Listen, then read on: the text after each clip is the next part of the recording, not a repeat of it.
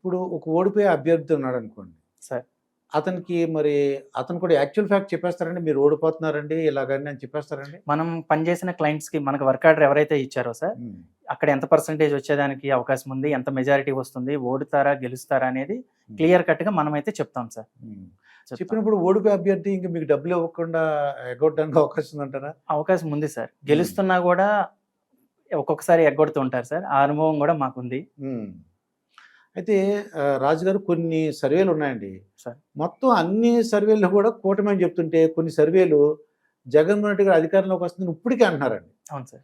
మరి వాళ్ళకి భవిష్యత్తులో హ్మ్. రేపు ఈ అన్ని సర్వేలు చెప్పినట్టు అవే కూటమే వచ్చిందనుకోండి. హ్మ్. మరి అతని బిజినెస్ ఇంక ఉండదు కదా! అతని ఫ్యూచర్‌లో. అవును సార్. యాక్చువల్‌గా క్రెడిబిలిటీ దెబ్బతింటది సార్. హ్మ్. కానీ కొంతమంది ఆలోచన విధానం ప్రకారం అంటే నాకు తెలిసి ఓడిపోతారని తెలిసినా గూడా ఇంకా ఆఫ్టర్ ఎలక్షన్స్ కూడా బలంగా చెప్పడానికి కారణం హ్మ్. ఆ క్లయింట్‌నే ప్రధానంగా నాకు ఈ క్లయింట్ ఉంటే చాలు.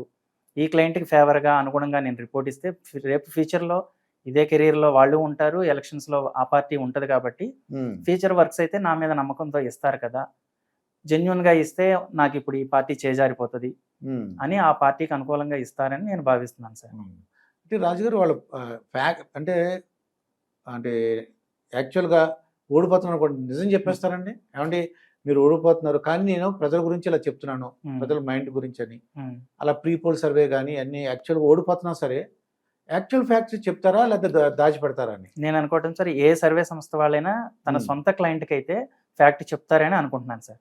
ఫ్యాక్ట్ చెప్తారు. చెప్తారు. మీరైతే మీరు నేను 100% ఫ్యాక్టే చెప్తాను సార్. ఫ్యాక్ట్ చెప్తారు. ఫ్యాక్ట్ చెప్తాను. మైండ్ గేమ్ గురించి మళ్ళీ గెలుస్తారని చెప్పొచ్చు బయటోళ్ళకి. అదొక స్ట్రాటజీ సార్. ఇప్పుడు హ్మ్. ఓడిపోతున్నారు. ఒక ఎగ్జాంపుల్ అనుకుందాం సార్. నా క్లయింట్ ఒకతను ఓడిపోతున్నారు. హ్మ్. స్వల్ప మెజారిటీ అదే తక్కువ ఎడ్జ్‌తో ఓడిపోతున్నారు. హ్మ్. అక్కడ కొన్ని స్ట్రాటజీస్ అప్లై చేస్తే గెలిచేదానికి అవకాశం ఉంటుంది సార్. ఓకే. అట్లాంటి కొన్ని వ్యూహాలుంటాయి. ఆ క్లయింట్‌కి చెప్పి హ్మ్. ఆయన అంగీకరిస్తే అవి మనం అక్కడ అప్లై చేస్తే గెలిచేదానికి అవకాశం ఉంటుంది. అది ఓడిపోతున్నానని తెలిసి కూడా హ్మ్. మీరు ఈ వర్గాన్ని మీరు ఓన్ చేసుకోండి. ఈ వర్గం మీకు వ్యతిరేకంగా ఉన్నారు. హ్మ్.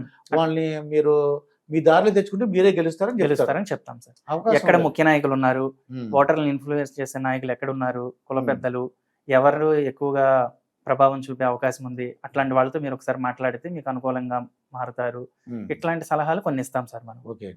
ఇక మనం మీ అంటే మీ యొక్క పోల్ సర్వే చూద్దాం. అంటే ఎలక్షన్స్ అయిపోయినాయి కాబట్టి మీ ఉద్దేశ ప్రకారం ఎవరు రావడానికి అవకాశం ఉందంటారు? ఇప్పుడు గవర్నమెంట్ ఫార్మ్ ఆ! చేయడానికా సార్? అవునండి. 100% కూటమి గవర్నమెంట్ ఫార్మ్ చేయబోతుంది సార్. 100% 100% హ్మ్. తెలుగుదేశం, జనసేన, బీజేపీ కూటమి అధికారంలోకొస్తుంది. హ్మ్. అయితే ఇప్పుడు డిస్ట్రిక్ట్ వైడ్ చూద్దామండి. Okay sir. ఇప్పుడు మనం అక్కడ ఫస్ట్ శ్రీకాకుళం తీసుకున్నాం అనుకోండి. Okay sir. శ్రీకాకుళం ఒకసారి చెప్పండి అసలు ఎన్నున్నాయి? శ్రీకాకుళంలో మనకు 10 అసెంబ్లీ స్థానాలున్నాయి సార్. 10. 10 అసెంబ్లీ స్థానాల్లో ఖచ్చితంగా వైఎస్ఆర్‌సీపీ గెలుస్తుంది హ్మ్. అని చెప్పే స్థానాలు 2 ఉన్నాయి సార్. రెండే. 2. ఆ! అంటే 8 ఓడిపోతాయి. చెప్తున్నాను సార్. ఖచ్చితంగా గెలిచే స్థానాలు 2. హ్మ్. మిగతా 2 స్థానాల్లో టైట్ ఫైట్ ఉంది.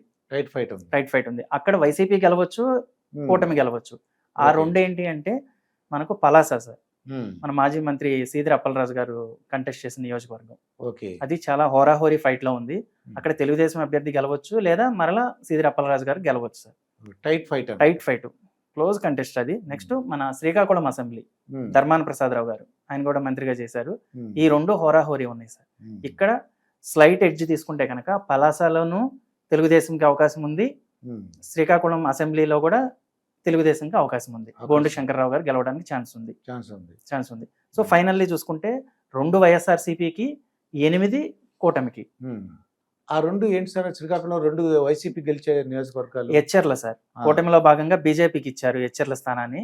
అక్కడ అనుకున్నంత స్థాయిలో బీజేపీ అభ్యర్థి ఓటు ప్రచారం చేసుకోలేకపోయారు. హ్మ్. సోషల్ ఇంజినీరింగ్‌లో గాని, పోల్ మేనేజ్‌మెంట్‌లో వెనకబడి ఉన్నారని మనకు అర్థమైంది. హ్మ్. రెండో స్థానం వైఎస్ఆర్‌సీపీ ఖచ్చితంగా గెలిచే స్థానం పాలకొండ.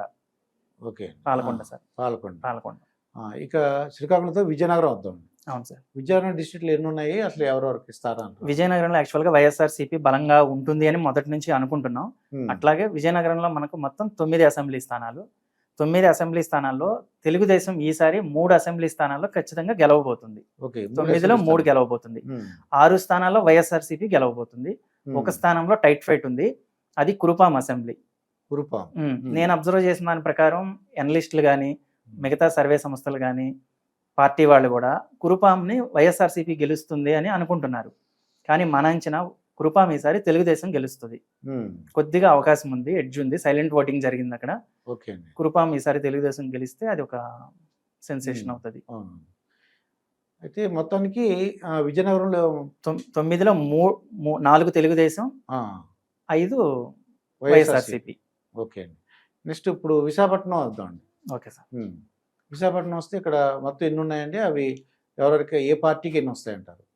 విశాఖపట్నంలో మనకు 15 అసెంబ్లీ స్థానాలు ఉన్నాయి సార్. విశాఖపట్నంలో 15 అసెంబ్లీ స్థానాలు. 15 అసెంబ్లీ స్థానాల్లో వైఎస్ఆర్సీపీ ఖచ్చితంగా గెలిచే స్థానాలు 3 ఉన్నాయి సార్. ఇక్కడ టైట్ ఫైట్ ఒక స్థానం ఉంది. Visakhapatnam north sir, urban, semi urban అన్నమాట అది. అక్కడ కేకే రాజు గారు వైఎస్ఆర్ కాంగ్రెస్ పార్టీ నుంచి చాలా స్ట్రాంగ్ గా పనిచేస్తున్నారు. లాస్ట్ టైం ఓడిపోయారు ఆయన. మన కూటమి నుంచి ఏమో విష్ణుకుమార్ రాజు గారు కంటెస్ట్ చేస్తున్నారు. 2014లో ఆయన ఎమ్మెల్యే కూటమి నుంచి సేమ్. ఇక్కడ ఇంకొక విషయం ఏంటంటే ఈసారి మన జేడి లక్ష్మీనారాయణ గారు కూడా ఎంపీగా పోటీ చేస్తానని చెప్పి ఫస్ట్ నుంచి చివరి నిమిషంలో విశాఖపట్నం నార్త్ నుంచి ఎమ్మెల్యేగా కంటెస్ట్ చేశారు. సో ఆయనకున్న ప్రొఫెషన్ పరంగా కానీ ఆయన ప్రభావం చూపుతారు ఖచ్చితంగా. ఎంతో కొంత ఒక 5,000, 6,000, 7,000 చీల్చేదానికి అవకాశం ఉంది సార్. అది బీజేపీకి మైనస్ అవ్వడానికి కొద్దిగా ఎక్కువ అవకాశాలు ఉన్నాయి. సో ఇక్కడ టైట్ ఫైట్ లో ఉంది. మోస్ట్లీ ఇక్కడ కేకే రాజు గారు గెలుస్తారా, విష్ణుకుమార్ రాజు గారు గెలుస్తారా అనేది ఇంకా సస్పెన్స్ గానే ఉంది. కొద్దిగా ఎడ్జ్ తీసుకుంటే మాత్రం, ఇంకా ఏదో ఒక పార్టీకి మనం ఇవ్వాలి అనుకుంటే మాత్రం బీజేపీ అభ్యర్థి గెలవడానికి ఛాన్స్ ఉంది సార్ విశాఖపట్నం నార్త్. ఇది మొత్తం ఎన్ని స్థానాలు అంటారు? 15 స్థానాలు సార్. 15లో 3 స్థానాలు వైఎస్ఆర్సీపీకి, 12 స్థానాలు కూటమికి సార్. ఈ కూటమిలో 4 స్థానాలు జనసేనకి ఇచ్చారు సార్. జనసేనకి ఇచ్చిన 4 స్థానాలు గెలవబోతున్నారు.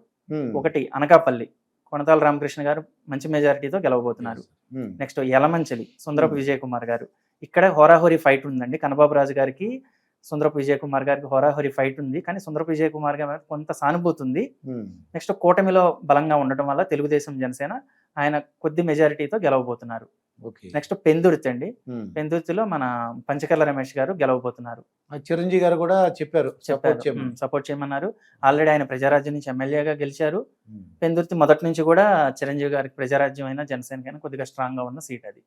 సో ఈజీగా విన్ అవ్వబోతున్నారు. 3 వైసీపీ 3 అన్నారు కదా? అవును సార్. ఏంటండి అవి? First Araku sir. Araku parliament లో ఖచ్చితంగా వైఎస్ఆర్సీపీ గెలుస్తుంది సార్. అక్కడ ప్రజలకి ఏంటంటే మనం అబ్జర్వ్ చేసిన దాని ప్రకారం వైఎస్ఆర్సీపీ ఇచ్చిన సంక్షేమ పథకాలకే కనెక్ట్ అయి ఉన్నారు. కొత్త పథకాల పట్ల కానీ, డెవలప్మెంట్ గురించి కానీ, ఉద్యోగాలు, పెట్టుబడులకి వాళ్ళ దృష్టిలో లేవు అవి. ఈ పథకాలు మాకు గుమ్మం దగ్గరికి వస్తే చాలు, జగన్ గారి ద్వారా, వాలంటీర్ల ద్వారా మాకు గుమ్మంకి వస్తున్నాయి కాబట్టి ఇంకా పెద్దగా వాళ్ళకు హోప్స్ లేవు. సంతృప్తిగా ఉన్నారు, చాలా సంతృప్తిగా ఉన్నారు, ఆనందంగా ఉన్నారు. ఇక్కడ ఇంకొక విషయం ఏంటంటే సార్, ఈ సీటుని బీజేపీకి ఇచ్చారు సార్ కూటమి నుంచి. తెలుగుదేశంకి గట్టి వ్యక్తి ఉన్నారు, ఆయనకి ఇచ్చుంటే గనక ఖచ్చితంగా హోరాహోరీ ఫైట్ ఉండేది. బీజేపీకి ఇవ్వడం వల్ల అది కొద్దిగా మైనస్ అయింది సార్. రెండో స్థానం మాడుగుల సార్. మాడుగులలో కూటమి నుంచి ఏమో బండారు సత్యనారాయణ గారు, పెందుర్తి నుంచి